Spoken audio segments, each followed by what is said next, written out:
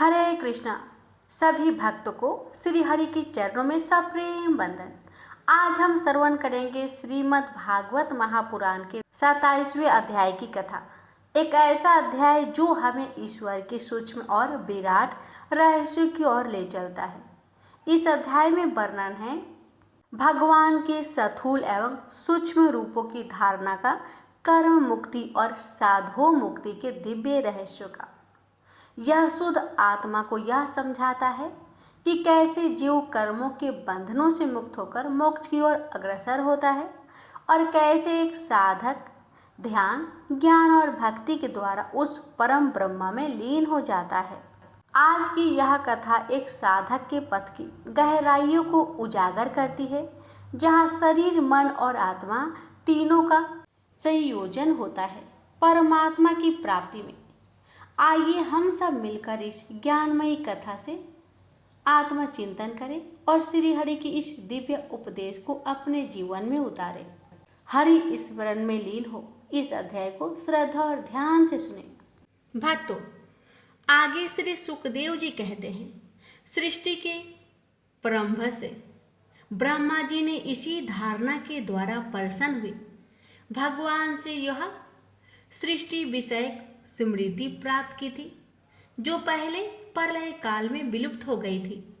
इससे उनकी दृष्टि अमोघ और बुद्धि निश्चयात्मिक का हो गई।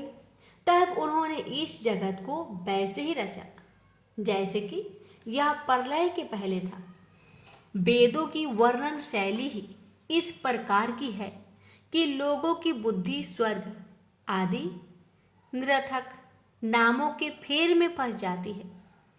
जीव वहाँ सुख की वासना में सपने सा देखता हुआ भटकने लगता है, किंतु उन मायामयी लोकों में कहीं भी उसे सच्चे सुख की प्राप्ति नहीं होती। इसलिए विद्वान पुरुषों को चाहिए कि वह विविध नाम वाले पदार्थों से उतना ही व्यवहार करें जितना प्रयोजनीय हो। अपनी बुद्धि को उनकी निस्तार के निश्चय से परिपूर्ण रखें और एक क्षण के लिए भी असावधान न हो। यदि संसार के पदार्थ पारबंधवश बिना परिश्रम के यूं ही मिल जाए, तब उनके उपार्जन का परिश्रम व्यर्थ समझकर उनके लिए कोई प्रयत्न न करें। जब जमीन पर सोने से काम चल सकता है, तब पलंग के लिए प्रयत्न करने से क्या प्रयोजन।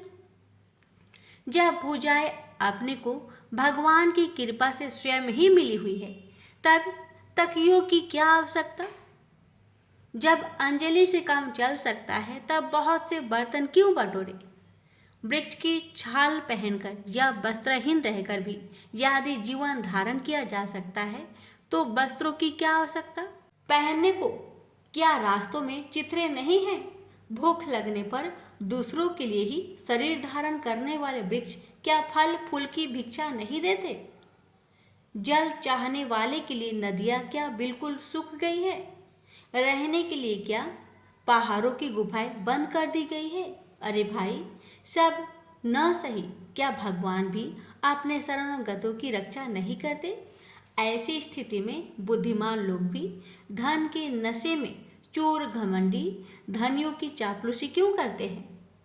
इस प्रकार विरक्त हो जाने पर अपने हृदय में नित्य विराजमान स्वतः सिद्ध आत्मा स्वरूप परम प्रियतम परम सत्य जो अनंत भगवान है, बड़े प्रेम और आनंद से दृढ़ निश्चय करके उन्हीं का भजन करें, क्योंकि उनके भजन से जन्म मृत्यु के चक्कर में डालने वाला अज्ञान का नाश हो जाता है। पशुओं की बात तो अलग है, परंतु मनुष्यों में भला ऐसा कौन है जो लोगों को इस संसार रूप बैतरनी नदी में गिरकर अपने कर्मजन्य दुखों को भोगते हुए देखकर भी भगवान का मंगलमय चिंतन नहीं करेगा। इन असत विषय भोगों में ही अपने चित्त को भटकने देगा। कोई कोई साधन अपने शरीर के भीतर हृदय काश में विराजमान भगवान के परदेश मात्र स्वरूप की धारणा करते हैं। वे ध्यान करते हैं कि भगवान की चार भुजाओं में शंख, चक्र, गदा और पद्म है। उनके मुख पर प्रसन्नता झलक रही है।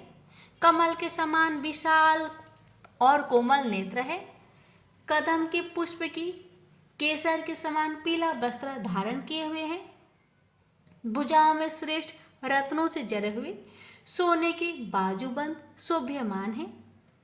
सिर पर बड़ा ही सुंदर मुकुट और कानों में कुंडल है, जिनके जरे हुए बहुमूल्य रत्न जगमगा रहे हैं।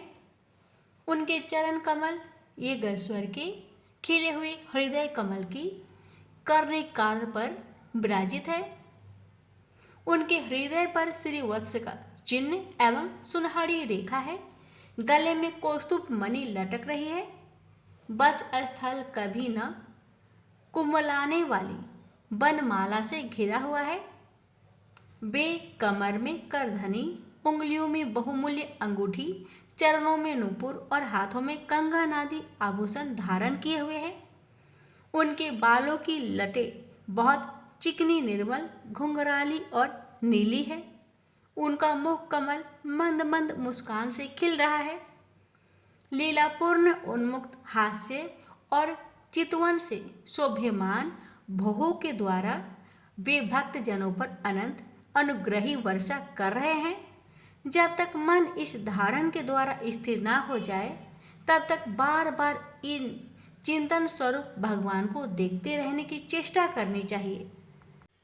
भगवान के चरण कमलों से लेकर उनके मुस्कान युक्त मुख कमल प्रयत्न समस्त अंगों की एक एक करके बुद्धि के द्वारा धारणा करनी चाहिए। जैसे जैसे बुद्धि शुद्ध होती जाएगी, वैसे वैसे चित्त स्थिर होता जाएगा। जब एक अंग का ध्यान ठीक ठीक होने लगे, तब उसे छोड़कर दूसरे अंग का ध्यान करना चाहिए। विशेश्वर भगवान दृश्य नहीं, दृष्टा है। सगुण निर्गुण सब कुछ इन्हीं का स्वरूप है। जब तक इनमें अनन्य प्रेममयी भक्ति योग न हो जाए, तब तक साधक को नित्य नैमित्तिक कर्मों के बाद एकाग्रता से भगवान उपयुक्त सुथल रूप का ही चिंतन करना चाहिए। परीक्षित, जब योगी पुरुष इन मनुष्य लोक को छोड़ना चाहे, तब देश और काल में मन को ना लगाए। सुखपूर्वक स्थिर आसन पर बैठकर प्राणों को जीतकर मन से इंद्रियों का संयम करे। तदंतर अपनी निर्मल बुद्धि से मन को नियमित करके मन के साथ बुद्धि को क्षेत्रज्ञ में और क्षेत्र को अंतरात्मा में लीन कर दे। फिर अंतरात्मा को परमात्मा में लीन करके धीरे पुरुष उस परम शांतिमयी अवस्था में स्थित हो जाए। फिर उसके लिए कोई कर्तव्य शेष नहीं रहता। इस अवस्था में सत्व गुण भी नहीं है। फिर रजोगुण और तमोगुण की तो बात ही क्या है। अहंकार, महातत्व और प्रकृति का भी वहाँ अस्तित्व नहीं है। उस स्थिति में जब देवताओं की नियामक काल की भी दाल नहीं गलती, तब देवता और उनके अधीन रहने वाले प्राणी तो रह ही कैसे सकते हैं। योगी लोग यह नहीं इस प्रकार परमात्मा से भिन्न भिन्न पदार्थों का त्याग करना चाहते हैं और शरीर तथा उसके संबंधी पदार्थों में आत्म बुद्धि का त्याग करके हृदय द्वारा पद पद पर भगवान के जिस परम पूज्य स्वरूप का आलिंगन करते हुए अनन्य प्रेम से परिपूर्ण रहते हैं, वही भगवान विष्णु का परम पद है। इस विषय में समस्त शास्त्रों की सम्मति है।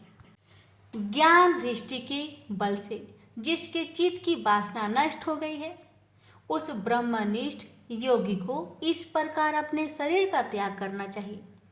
पहले एड़ी से अपनी गुदा को दबाकर स्थिर हो जाए और तब बिना घबराहट के प्राण वायु को षट चक्र भेदन की रीति से ऊपर ले जाए।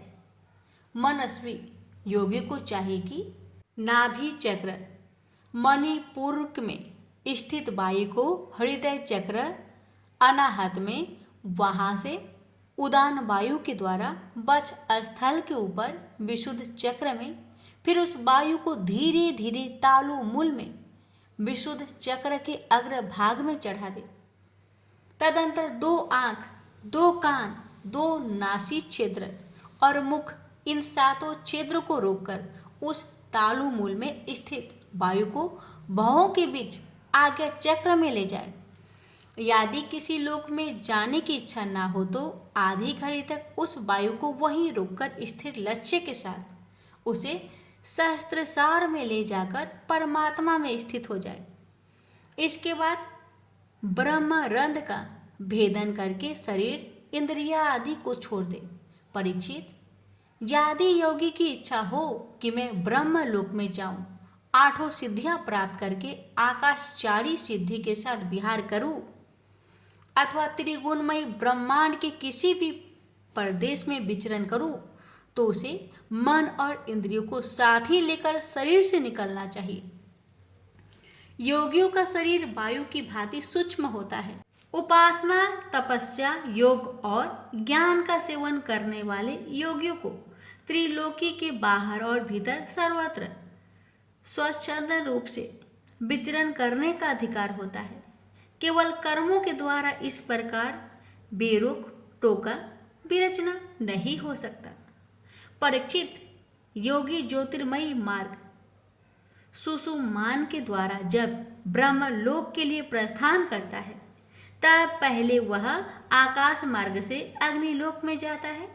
वहाँ उसके बचे खुचे मल भी जल जाते हैं। इसके बाद वह वहाँ से ऊपर भगवान श्री हरि के शिशुमार नामक ज्योतिर्मय चक्र पर पहुँचता है। भगवान विष्णु का यह शिशुमार चक्र विश्व ब्रह्मांड के भ्रमण का केंद्र है। उसका अतिक्रमण करके अत्यंत सूक्ष्म एवं निर्मल शरीर से वह अकेला ही महालोक में जाता है। वह लोक ब्रह्म बेताओं के द्वारा भी बंधित है और उसमें कल्प प्रयत्न जीवित रहने वाले देवता विहार करते रहते हैं। फिर जब प्रलय का समय आता है, तब नीचे के लोगों को शेष के मुख से निकली हुई आग के द्वारा भस्म होते देख वह ब्रह्मलोक में चला जाता है। जिस ब्रह्मलोक में बड़े बड़े सिद्धेश्वर विमानों पर निवास करते हैं, वह ब्रह्मलोक की आयु ब्रह्मा की आयु के समान ही दो परादर्द की है। वहाँ न शोक है, न दुख है, न बुढ़ापा है, न मृत्यु। फिर वहाँ किसी प्रकार का उद्वेग या भय तो हो ही कैसे सकता है। वहाँ यदि दुख है तो केवल एक बात का, वह यही है कि इस परम पद को न जानने वाले लोगों के जन्म में मृत्युमय अत्यंत घोर संकटों को देखकर दयावश वहाँ के लोगों के मन में बड़ी व्यथा होती है। सत्यलोक में पहुँचने के पश्चात वह योगी निर्भय होकर अपने सूक्ष्म शरीर को पृथ्वी से मिला देता है और फिर उतावली न करते हुए 7 आवरणों का भेदन करता है। पृथ्वी रूप से जल को और जल रूप से अग्निमयी आवरण को प्राप्त होकर वह ज्योति रूप से वायु रूप आवरण में आ जाता है और वहाँ से समय पर ब्रह्म की अनंतता का बोध कराने वाले आकाश रूप आवरण को प्राप्त करता है। इस प्रकार स्थूल आवरण को पार करते समय उसकी इंद्रियां भी अपने सूक्ष्म अधिष्ठान में लीन हो जाती है। घ्राणेन्द्रिय गंध मात्रा में, रसना रसत मात्रा में, नेत्र रूप मात्रा में, त्वचा स्पर्श मात्रा में, श्रोत्र शब्द मात्रा में और कर्मेंद्रिय अपनी अपनी क्रिया शक्ति भी मिलकर अपने अपने सूक्ष्म स्वरूप को प्राप्त हो जाती है। इस प्रकार योगी पंचभूतों के स्थूल सूक्ष्म अवतरण को पार करके अहंकार में प्रवेश करता है। वह सूक्ष्म भूतों को तामस अहंकार में, इंद्रियों को राजस अहंकार में तथा मन और इंद्रियों के आदिष्टा देवताओं को सात्विक अहंकार में लीन कर देता है। इसके बाद अहंकार के सहित लय रूप गति के द्वारा महत्व तत्व में प्रवेश करके अंत में समस्त गुणों के लय स्थान प्रकृति रूप अवतरण में जा मिलता है। परीक्षित, महाप्रलय के समय प्रकृति रूप अवतरण का भी लय हो जाने पर वह योगी स्वयं आनंद स्वरूप होकर अपने उस निवारण रूप से आनंद स्वरूप शांत परमात्मा को प्राप्त हो जाता है, जिसे इस भगवानमयी गति की प्राप्ति हो जाती है, उसे फिर इस संसार में नहीं आना पड़ता। परीक्षित, तुमने जो पूछा था उसके उत्तर में मैंने वेदोक्त द्विविध सनातन मार्ग, सद्गो मुक्ति और कर्म मुक्ति का तुमसे वर्णन किया। पहले ब्रह्मा जी ने भगवान वासुदेव की आराधना करके उनसे जब प्रश्न किया था, तब उन्होंने उत्तर में इन्हीं दोनों मार्गों की बात ब्रह्मा जी से कही थी।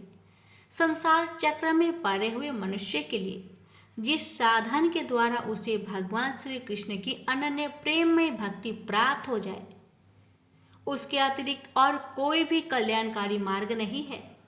भगवान ब्रह्मा ने एकाग्रचित चित्त से सारे वेदों का 3 बार अनुशीलन करके अपनी बुद्धि से यही निश्चय किया कि जिससे सर्वात्मा भगवान श्री कृष्ण की प्राप्ति, अनन्य प्रेम प्राप्त हो, वही सर्वश्रेष्ठ धर्म है। समस्त चर अचर प्राणियों में उनके आत्मा स्वरूप में भगवान श्री कृष्ण ही लक्षित होते हैं, क्योंकि ये बुद्धि आदि दृश्य पदार्थ उनका अनुमान करने वाले लक्षण हैं।